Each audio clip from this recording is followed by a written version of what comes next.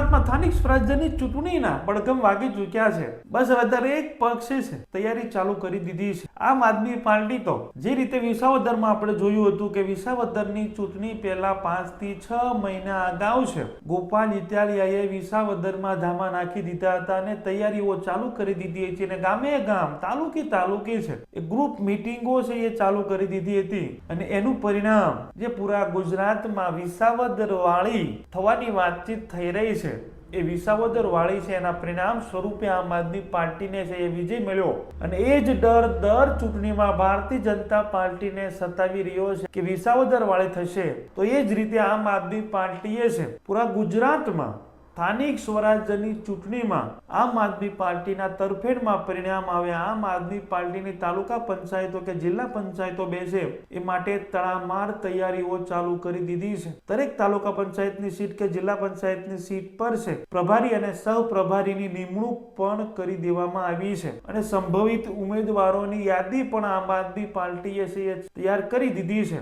હજુ કોંગ્રેસ અને ભારતીય જનતા પાર્ટીમાં આમાંની કોઈ તૈયારી થઈ નથી। હાલ ભારતીય જનતા પાર્ટી એ સંગઠનની જાહેરાત કરી રહી છે। દરેક જિલ્લામાં જે નવા સંગઠનમાં મહામંત્રીઓ છે ઉપપ્રમુખો છે દરેક મોરચાના પ્રમુખોની છે એ નિમણૂક થઈ રહી છે અને તેમાં મેજોરિટી છે યુવાનોને તક મળી રહી છે।